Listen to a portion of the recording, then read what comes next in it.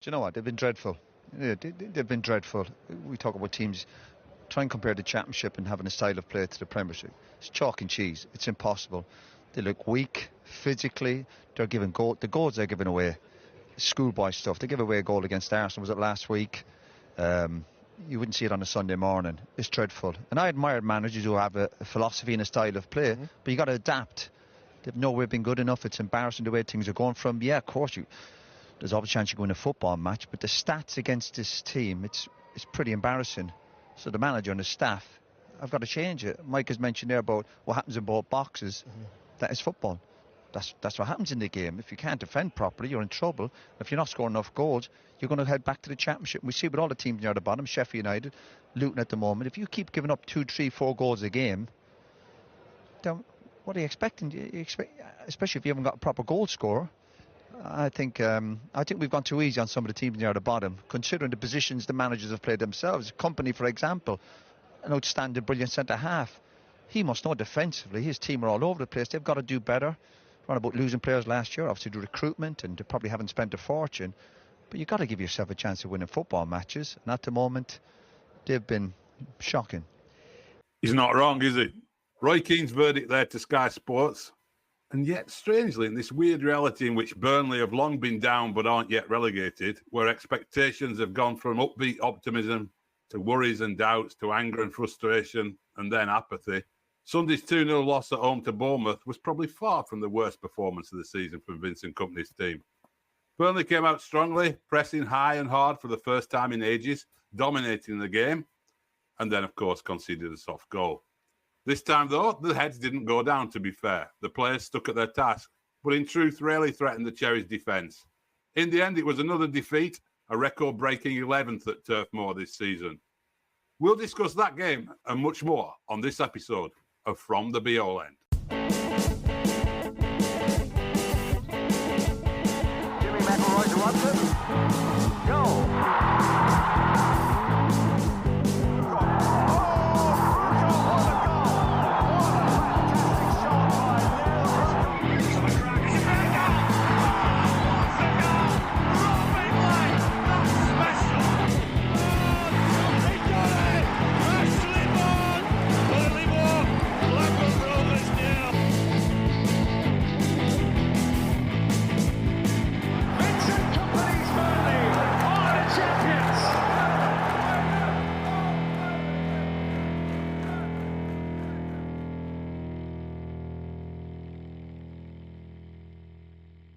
So, yeah, Roy Keane there, lads. He's getting stuck in and saying it how it is. I mean, what did you make of that, Justin? It's not often we get pundits actually getting worked up in any way about Burnley, so it's quite interesting, that. He's absolutely spot on, though, isn't he? Everything he says there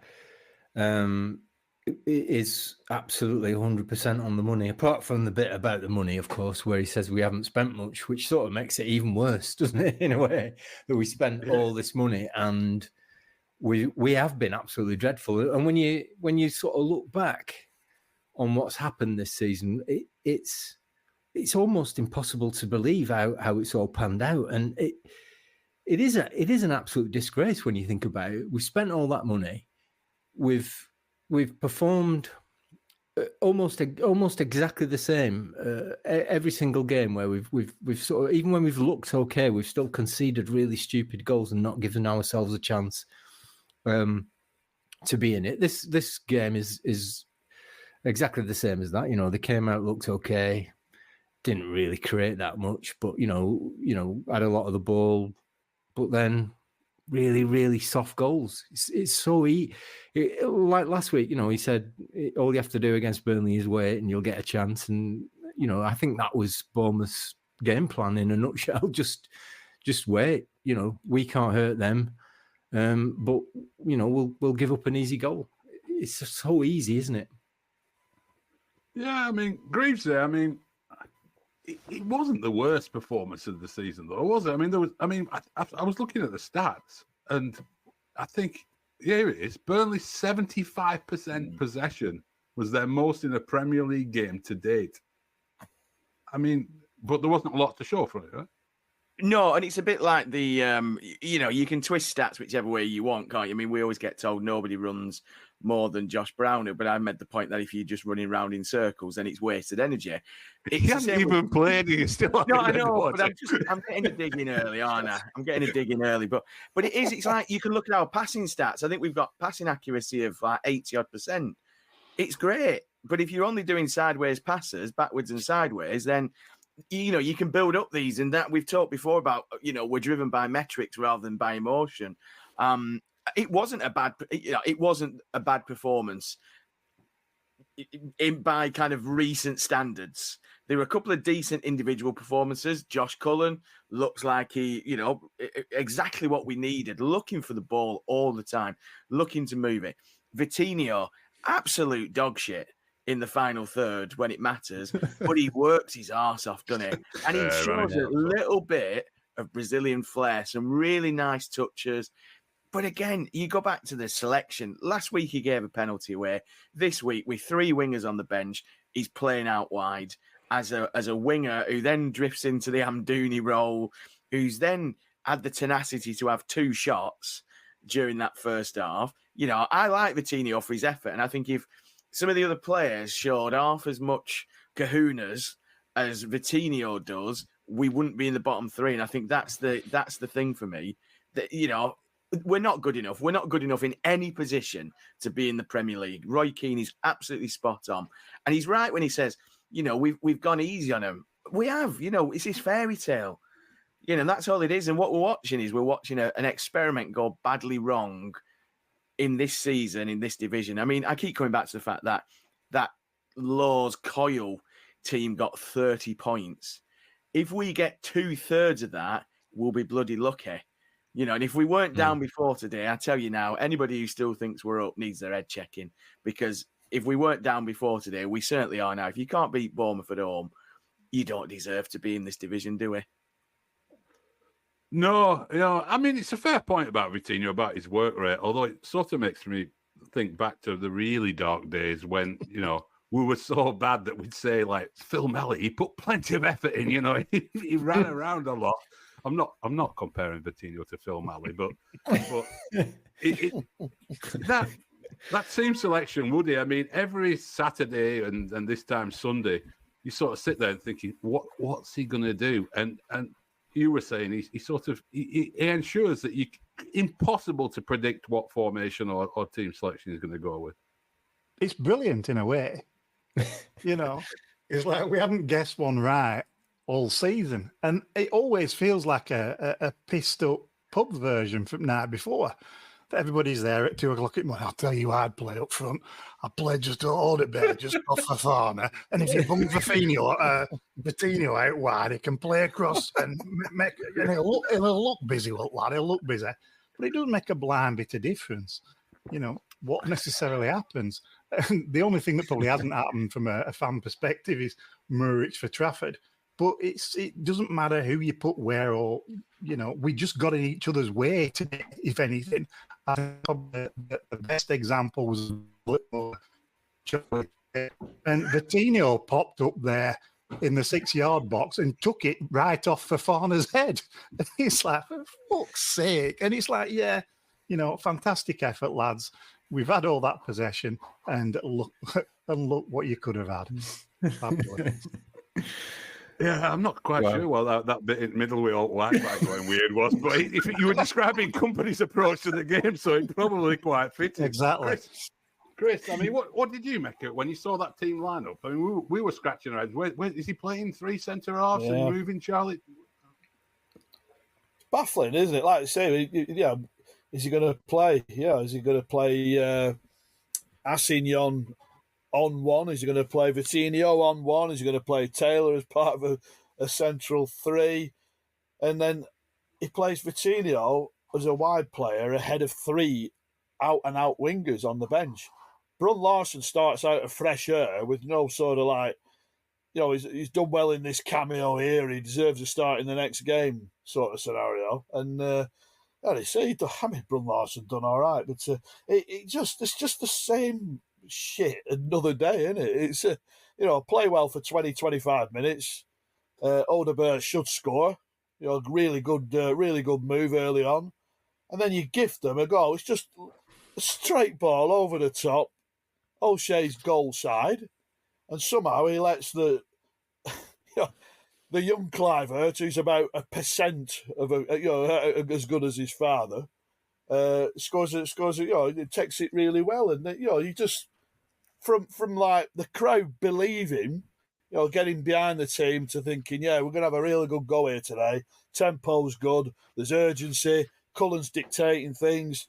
To here we go again, and it just kills it stone dead. Trafford then gifts Bournemouth the ball on the edge of the area and gets away with one. He then puts ball out of play, and all of a sudden the crowd's completely switched the other way, and you get what you get. It's just a mess. It must be said, say Bournemouth came into the Premier League. They've obviously had a relegation in between. Came into the Premier League in 2015. I think that's the most piss poor Bournemouth team I've seen in the Premier League. It's just nothing to them. And again, like our friend Mr. Wilson, just wait, because Burnley will make a rick. Yeah, they were nothing like Eddie Howe's Bournemouth teams, were they? They used to zip it around and play some nice football. So yeah, it's not only Sean Dyche nostalgia you get on this; you get a bit of Eddie Howe Bournemouth nostalgia. But in terms of like that fan reaction you were saying, I'm interested. I'm sure Woody is as well, because we're watching on TV, and you don't, it depends where the mics are in the stadium, doesn't it? You don't pick up the atmosphere like you lads in the ground do. But it felt like, and the commentators picked up on it, that the crowd had turned on Trafford a little bit and were sort of, was there some ironic sort of cheers and like woos? As he had what was going on there with that? And then the other thing about the crowd was, Greaves, it seemed like the reaction to Benson coming on seemed to be a bit of a kind of making a point to the manager. I mean, those two things, the Trafford stuff and the Benson. Yeah, I mean, they were chanting for Benson in the first half. The Manuel Benson song that that was wheeled out at Palace came in the first half, and then little Benny had kind of got down to just his shorts and his training top rather than his big jacket, and he was warming up for about 15 minutes before he finally got the call, which was probably about 15 minutes too late. On Trafford, it was a weird one because, not only the fans, there were two moments in the first half around about the same time. We had a free kick on the edge of the area. It was just before Brun Larsson's free kick. Brun Larson made a point. He had the ball in his hand, and he's walking back towards Trafford on the halfway line, basically saying, "You've got to get it out quicker. Stop faffing about. Get it out quicker." And then after the free kick had gone dead, after the ball had gone dead, Sander Berg was also shouting at Trafford as if to say, "You've got to get this ball out quicker. You're slowing everything down." We had Brun Larson and Odegaard waving their hands in frustration at times when he was too slow getting the ball out from ball at his feet. He does that thing where he puts his foot on the ball. And then second half, he kind of put O'Shea under a bit of pressure, and O'Shea again just turned to him. O'Shea ended up putting it out of play off a Bournemouth player for a Burnley throw. And again, O'Shea turns and just points as if to say, "What the hell are you giving me that ball for under pressure? Just, use your noggin, get it upfield," kind of thing. So, I think some Burnley fans did turn. I would say when he arrived at the Jimmy Mack stand for the second half, he did get, he got the usual standing ovation that goalkeepers tend to get when they're going into their nets and things. But he just looks absolutely shot of confidence. He just looks, we were told he's a really confident, cocky chap. Apparently told Cole Palmer that England were going to concede a penalty and he was going to save that penalty in the Euros final. None of that confidence is left in him. He looks like a, partially deflated balloon at the minute. He's got nothing about him. No presence, there's no vocals. He looks. I said today to my mate who I was on with, I said, he looks surprised that they're giving him the ball. He's facing play and you can see the ball coming back to him. And he looks like he's not ready to receive the ball. Yet it's the ball we play most often. You almost three passes forward, Trafford's going to get it in a second. He looks surprised it's coming to him. and it's not just getting at him for getting at him's sake. We've said it a few times. It almost feels like some kind of cruel joke on the lad now, that he's so devoid of confidence. Players are turning on him. I counted 3 or 4 players frustrated with the kind of the slowness of his distribution. I'm sure we'll talk about Benny, but there was a lot of, and again, because he came on for Vitinho, it almost felt a little bit unfair on Vitinho, because there was a huge cheer when it was announced that, Benny was coming on, Vitinho was going off. And I don't think Vitinho's performance almost deserved the ironic cheers, really. Although, clearly the ironic cheers were for the fact that we'd suddenly managed to find Manuel Benson somewhere, and we thought he was worthy of, slightly longer than he usually gets. But yeah, a bit of a weird atmosphere, because the start meant, it did get us off his feet a couple of times, but I don't know. Everything just feels flat, and apathy, I think, is the word we've used a few times. It just felt a bit like that today, to be honest.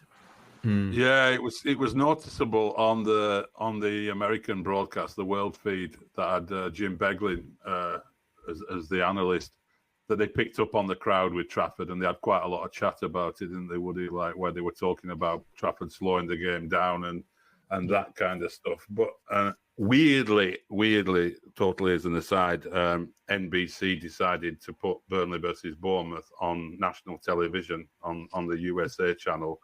I think they're trying to get people to pay for the subscription service, put the Manchester Derby on a streaming service, Peacock.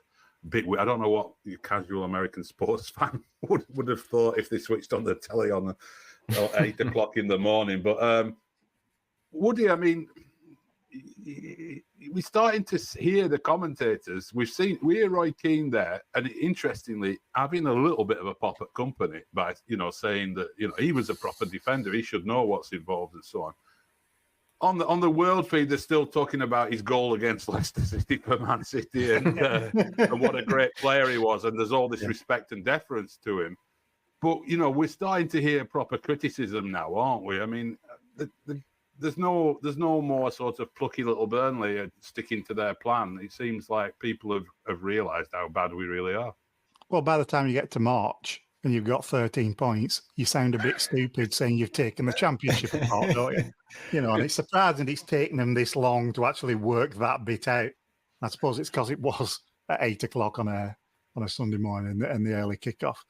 But that to me, that also feels tired in terms of that's what I'd expect them to start giving us some shit about, not adapting, etc.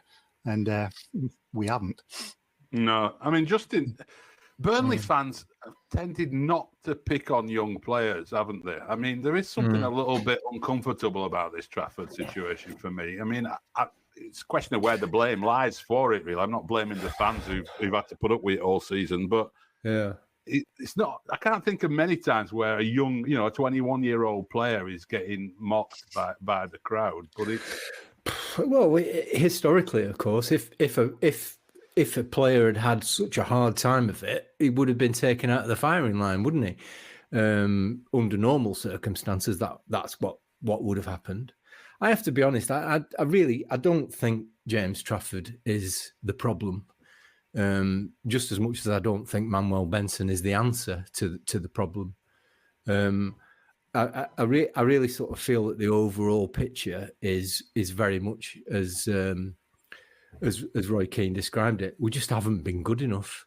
I'm getting a bit sick and tired of hearing these commentators and pundits say that we just it shows what the massive gulf between the Championship and the Premier League is, and we've just failed to adapt. I mean, that's just bullshit, isn't it? That's not what's happened. What's happened is we've totally rebuilt the side with a team of very, very young, inexperienced players who haven't stepped up to the mark.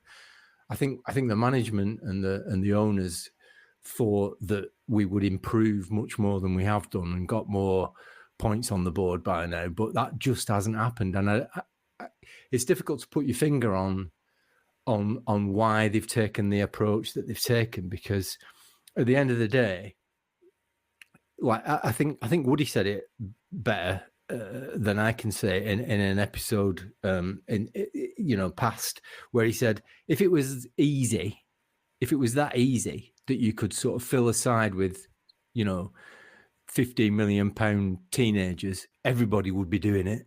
Yeah. And it obviously isn't.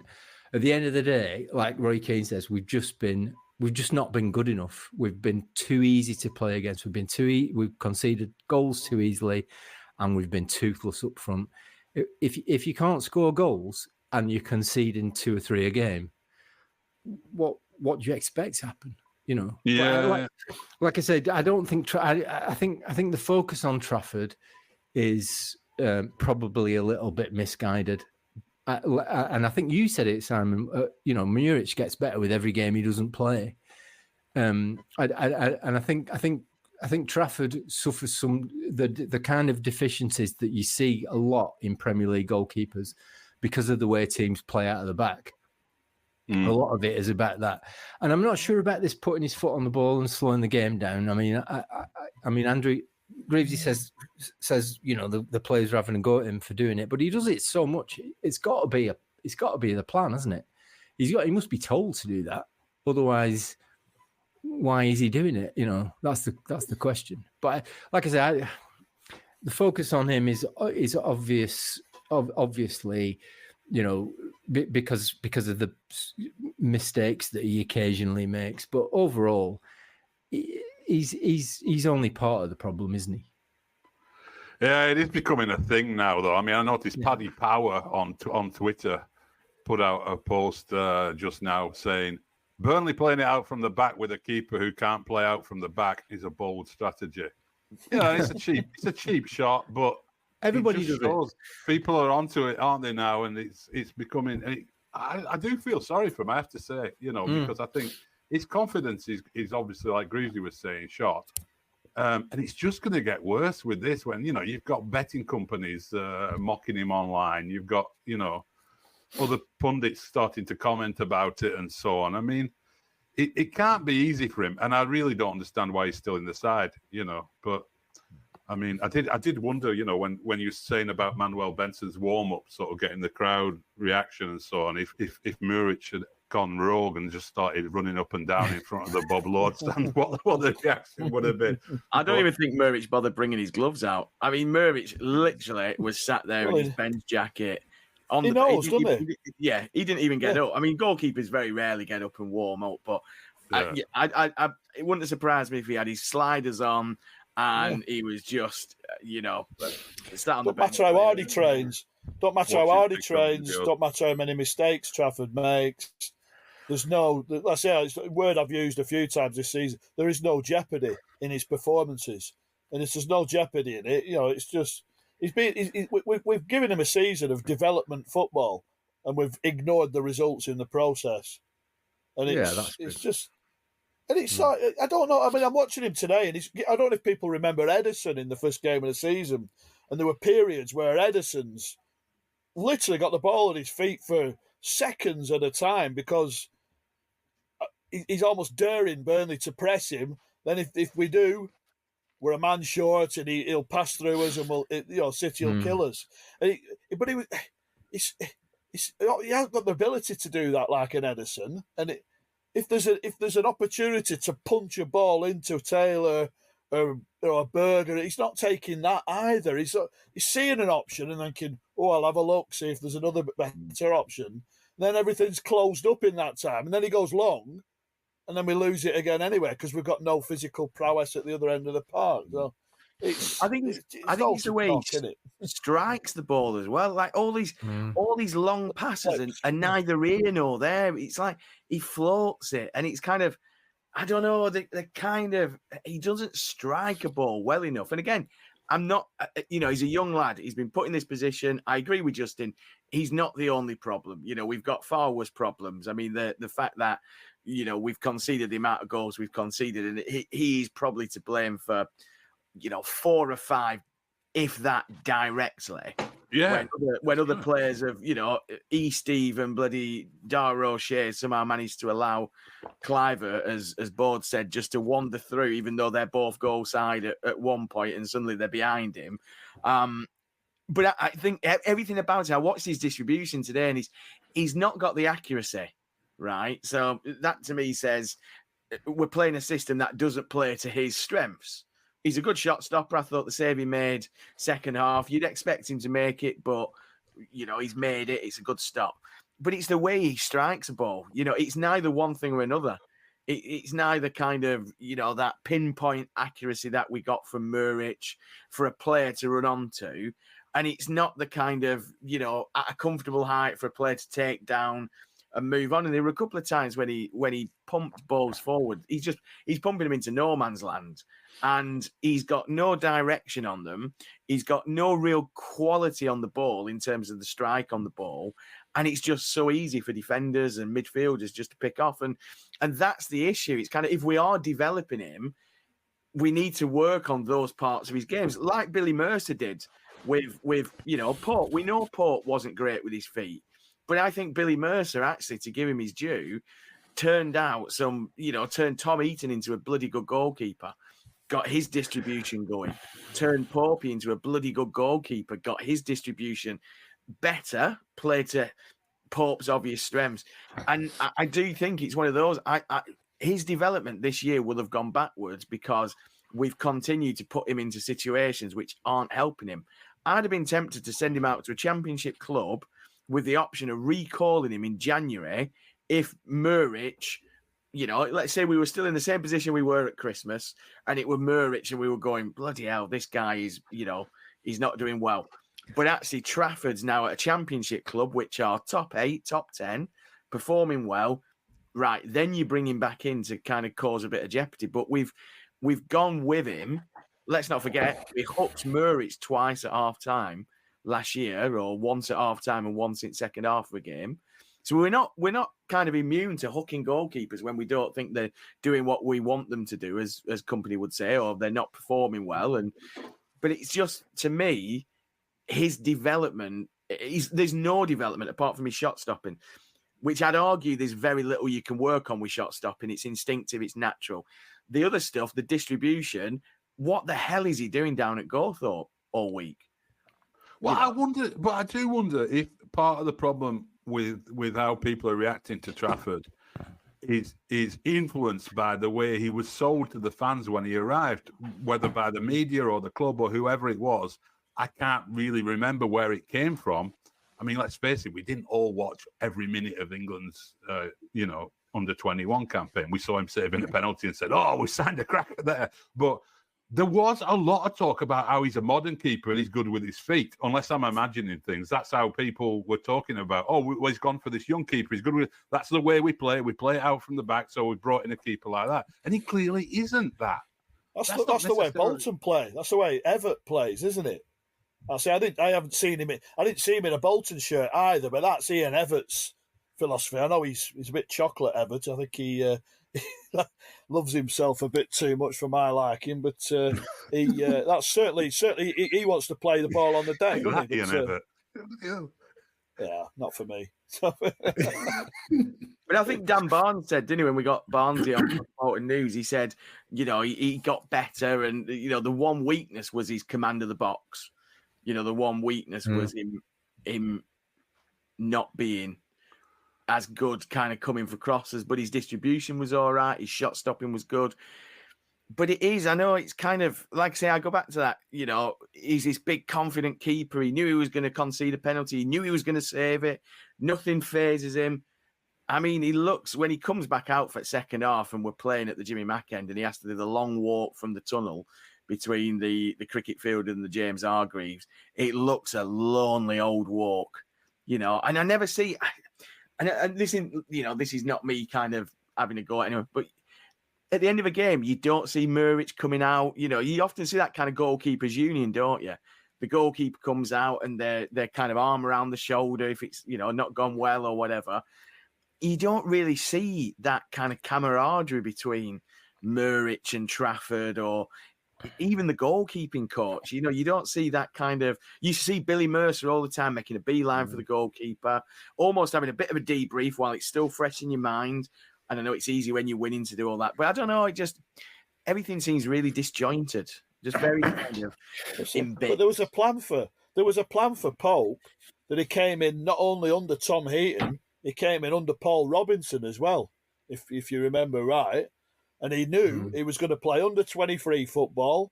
You know, saw him a few times in the 23s. And obviously, I think Robbo retired at the end of that season. Popey becomes number 2. Tom dislocates his shoulder. All of a sudden, Popey's deemed, you know, he's thrown in at the deep end and he swims. Doesn't, you know. And then you Bailey Peacock Farrell, who comes in again with a plan to develop under Pope. And I know Billy Mercer thought when I was talking to him last summer, summer before now, 2022, and he thought Peacock Farrell was as good with his feet as Murich. Now, we've had Murich, who's the Championship goalkeeper of the season. You've Peacock Farrell, who's Northern Ireland's number 1. You know, is that their hero on many an occasion. You know. And we've farmed him out. We've signed League Two's goalkeeper of the season, who, by all intents and purposes, is another sort of Murich light, if you will. He's very good in his distribution, Vigouroux, from what I've saw. What I've saw of him. So it was just an unnecessary signing, and I think the whole thing it was Murich's place to lose, and all of a sudden he's been ousted for no fault of his own. And we've got a lad who hasn't performed at the levels that, at a different level that we saw from Murich last season when he won everyone over after a sticky start. Greavesy was saying, Justin was saying that Trafford isn't the reason why we've been so bad this season. And Manuel Benson, he also said Manuel Benson isn't the answer. We didn't, it's probably a little bit harsh to judge him off that appearance, but to me, that was kind of what I would have expected from Manuel Benson in the Premier League, that he gets the ball on the wing and he starts to cut in to try and do what he did in the Championship, and he doesn't get the space. They don't back off. They don't let him curl it into the far corner. But what were people's impressions of Woody? Benson's bit more than a cameo, wasn't it? But what did you make of it? Yeah, for me today was almost as Championship-esque as any game that we've seen, in terms of we basically camped in their final third. We had obviously a lot of possession, etc., and we were making all the running. And so for like Benson to come on in that last 15 was similar in a way when we 1-0 down. Last year we would have turned that around. It'd have at least bagged one. But to your point, Simon, this idea that people just stand off him and let him do whatever he damn well pleases doesn't even happen against a really poor Bournemouth side, So, again, yes, of course he's not the answer, but I also don't want to see him become yet another problem for everybody else. So, I mean, give him a trot, don't give him a trot, whatever. It's not going to make much of a difference. It'll only silence some doubters or whatever the devil they want to do with him. Yeah, I mean, the other thing we'd said a while back about after his first couple of games, we sort of half jokingly said about Fofana that give him 2 or 3 games and he'll be as bad as the rest of them. That felt like that was the Fofana becoming as bad as the rest of them game, really. I mean, Chris, I wasn't particularly impressed with Fofana today. I mean, I've seen some people online saying he didn't get much service. Well, we had a lot of the ball. If he's not getting service, he's part of the reason for that. Yeah, he spent again. You're going back to another player. I thought, he's in the Championship. Jukes Lucas Jutkovic was a good champion. He still is. A good Championship centre forward. But he spent too much time running the channels and not where in the centre where he was effective. He was good in the air, and we saw that he worked his nuts off for Burnley, but it was never in the right areas. And Fofana today was basically in the channel. I think there was a break on at one stage, second half, and he's peeled that far to the right. There was nowhere for Assignon to go. And Assignon ends up driving up the middle with it instead and just ignored Fofana, who's then out of the picture altogether. A lot of his work was done.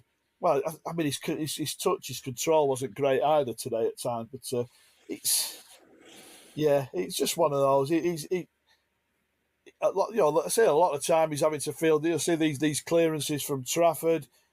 He's not exceptional with his back to goal, etc. And but if I'd like to think if he'd had that opportunity that Odegaard had in the first few minutes, he'd have taken that. To be honest. Yeah. I mean, Justin, those signings who came in January, Assignon and Steve as well, they made a good impression. Is that just a sign of a team that's struggling, that players who come in and look decent don't look that good? Or yeah, I think it's all. I think all these things we're talking about, Trafford, or the expectation we had that Fofana was going to score 10, 15 goals in the run-in, and we were going to, all that stuff is just a reaction to the fact that we've just been so awful this season, and any sort of chink of light that we see in the interminable darkness is kind of, we latch upon it and go, yeah, this is it. This is where we're going to turn the season around. This is how it's going to start. We're going to do this and we're going to do that. It's all nonsense, isn't it? The expectation that we have on these players is unrealistic. But I thought Fofana was particularly awful today. I thought his touch, his positioning, he was very ineffective. Like you say, for a side that had so much possession, for a side that had, a lot of the ball in the opposition's half, for him not to have had an influence on the game just shows you why he's not playing for Chelsea, doesn't it? Really, do you know what I mean? So yeah, I think you're right. I think it is one of those we just latch onto things and we lift our expectations of these tiny sort of wins that we get here and there, but at the end of the day, the whole picture is so poor at the moment that it would be an impossible task for anybody to come into this team and make a massive impact, I think. Yeah, it's a Sunday game again next week at West Ham.